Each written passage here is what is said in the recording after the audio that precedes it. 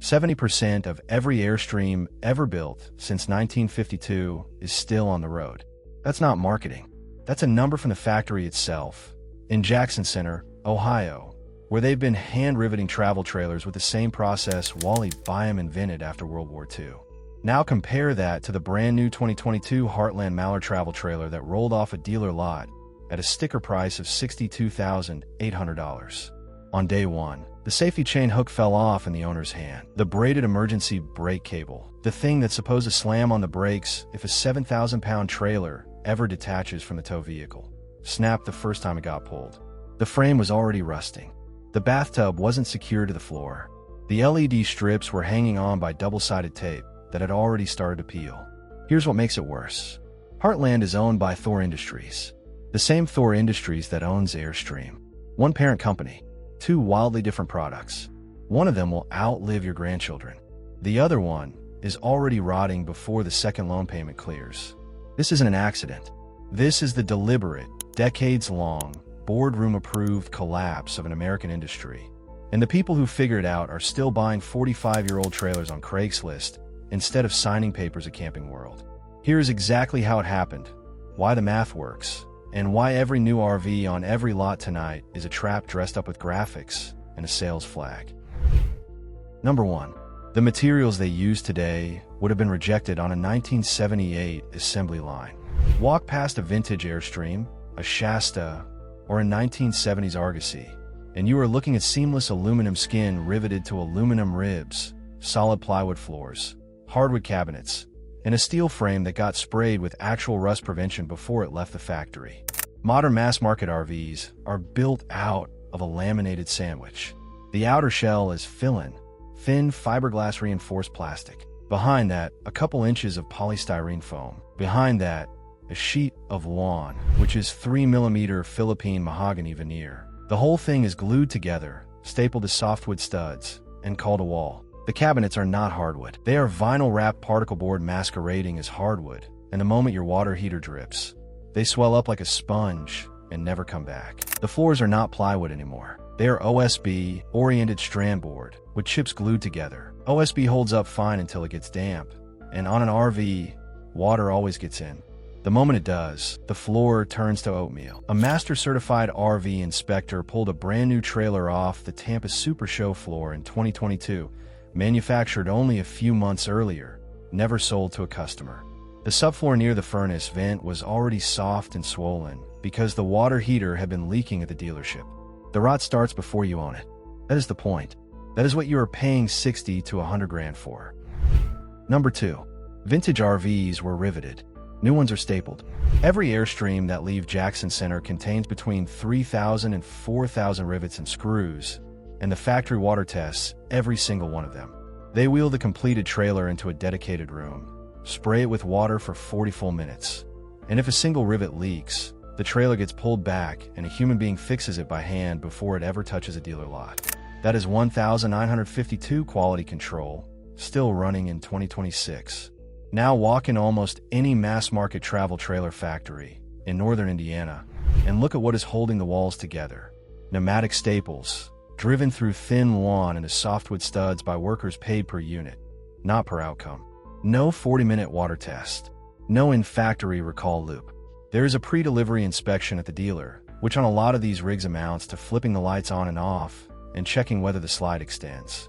One of only 4 master-certified RV inspectors in the entire country has documented brand-new trailers arriving at dealerships with the emergency ladder installed upside down, with holes in the sidewalls, and with lap sealant smeared so thick in some spots and so thin in others that it looks applied in the dark.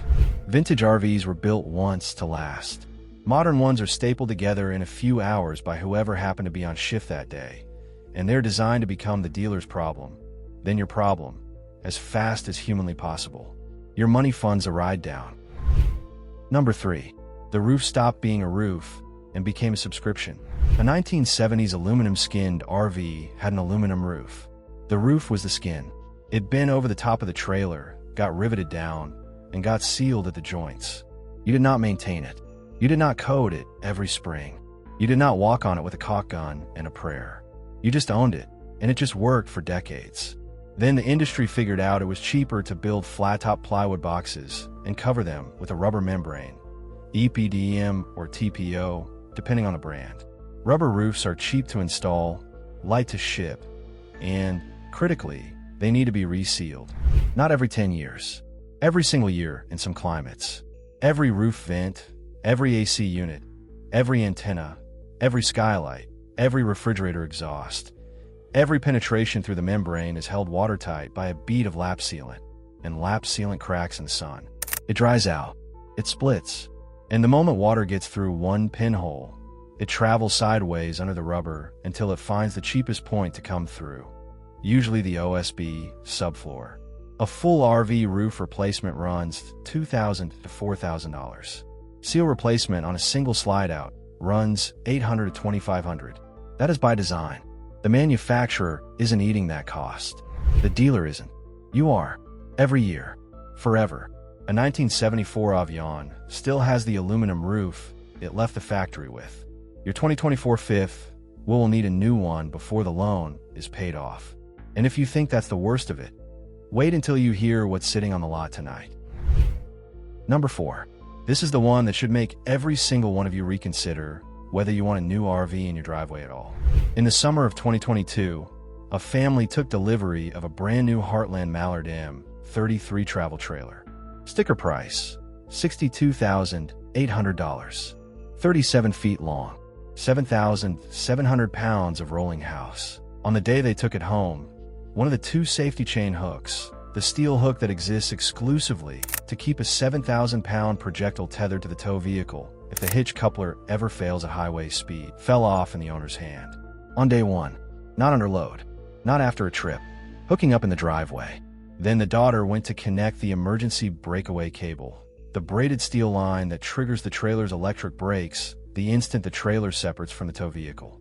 She pulled on it gently to route it correctly. It snapped in her hand. Think about what that means for a second. If that trailer had come off the hitch on an interstate, with a family in the truck in front of it, that cable was the last line of defense before a 7,700-pound box of lawn became a missile. And it failed the first time anyone touched it. This is not a one-off. An RV dealer told the trade press in 2021, on the record, that the current quality coming out of Elkhart is the worst he has seen in 30 years. Horrendous inside and out. But the dealers have no choice but to put on the lot and try to sell it. Brand new trailers are arriving with missing parts, wrong parts, and safety-critical components that break on the first touch. $63,000. Your family. That is the trade the industry is asking you to make. Number 5. The entire industry runs through one small corner of northern Indiana on piece rate labor, and the federal government keeps catching them stealing wages. The vast majority of every RV sold in America, Forest River, Jayco, Keystone, Heartland, Grand Design, Thor Motor Coach, Winnebago, Alliance, is built in or around Elkhart, Indiana. Piece rate. Workers get paid per unit they complete, not per hour. The faster they move, the more they make. The less time they spend confirming a rivet is tight, a seal is straight, or a wire isn't crushed against a frame rail, the bigger their paycheck. Quality is not rewarded. Speed is. In 2017, the U.S. Department of Labor recovered back wages from Thor Motor Coach, a subsidiary of Thor Industries, which owns more than a dozen RV brands, for underpaying 386 workers across 9 plants in Elkhart and Wakarusa. Piece rate workers were being paid below federal minimum wage. In 2022, the same agency came back and recovered $1.15 million in back pay for 710 workers at Alliance RV, also in Elkhart, for miscalculating overtime on piece rate contracts. These are the companies you are handing your down payment to. The dealers know exactly what it looks like on the line, and they said it out loud on an industry call. You can tell the guys on the floor have been on the job for about a week. The plants can't retain employees. They can't staff up. They can't even do the warranty service after the sale. Parts take weeks, sometimes months to arrive. The people building your $100,000 rolling house are underpaid, overworked, and brand new. The finished product reflects every bit of that math, and the factory floor is only half the story. Number 6. Slide-outs are not features. They are engineered fragility, and the repair bill has been priced into your ownership before you ever drove off the lot. A slide out is the room that extends outward when you park, giving you living space. It's also a mechanical nightmare held together by a motor, a track, a bank of gears, a rubber seal, and hope. A vintage travel trailer had no slides. Period. The box was the box. What you saw was what you towed, what you parked in, what you lived in. No moving parts. No electric motors bolted to a wall. No seals to dry out. Modern fifth wheels routinely have 3, 4, sometimes 5 slides per rig. Every single one of them is a future repair bill. The repair shops post the numbers right on their websites. Seal replacement, $800 to $2,500 per slide. Slide out roof replacement, $2,000 to $4,000. Mechanism and motor replacement, $500 to $1,200. Water damage slide floor repair, up to $8,000, depending on how deep the rot has traveled into the subfloor. These are not emergency prices for catastrophic damage. These are the normal, expected, routine maintenance costs for a slide-out built in Elkhart and stapled together with piece rate labor. The seals dry out, the motors strip, the tracks misalign, the floors rot because water gets in through the seal that dried out, because nobody told you lap sealant is a monthly sacrament. The industry sold you on extra square footage. What they actually sold you is a lifetime of 4-figure repair invoices at a 1975 camper, with no slides, no motors, no rubber seals, and a solid aluminum box, would never have handed you. And the worst part, when you try to get any of it covered, you find out what the warranty is actually for. Number 7. The warranty is not a promise. It is a legal trap designed to protect the manufacturer from you. New RVs from every major builder come, standard, with a 1-year limited warranty on the coach. 1 year. On a rolling $100,000 asset that is supposed to last decades. The average mattress warranty is 10 years. The frame warranty on a Ford F-150 is 5. A large home appliance is usually 1 to 3. Except those appliances cost $1,500, not $100,000.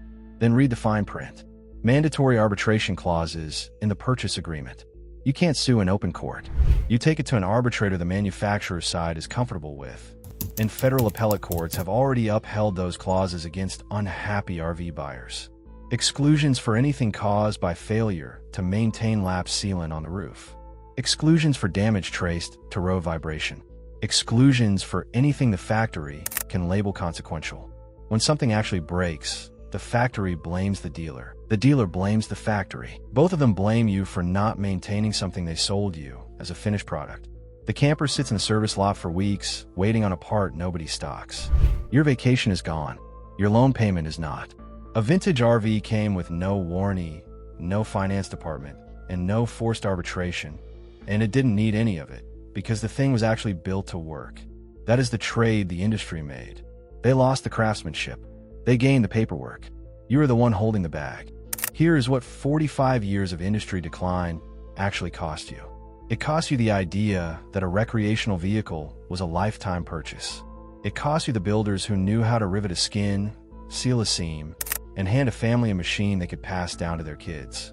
It cost you entire brands, Avions, Argosy, Classic Winnebago, that once built coaches so durable the modern industry had to kill off those production lines and replace them with stapled boxes, because a truly durable RV is bad for next year's sales. The only Thor Industries subsidiary still building trailers the old way is Airstream, where the cheapest model starts in the mid-$50,000s and a classic runs past $190,000. That is what quality actually costs in 2026. Everything else on the market is built to a price, built by undertrained labor, built to be somebody else's problem, and built to make you the somebody else. The people who figured this out are cruising national parks right now in a 1978 Holiday Rambler they paid $8,000 for, and they are still laughing. They know the secret the industry prays you never put together. Vintage RVs outlast new ones by 45 years because new ones were never built to last at all. If you want more of the truth the RV industry hopes you never hear, subscribe. Their brochure won't tell you. This channel will.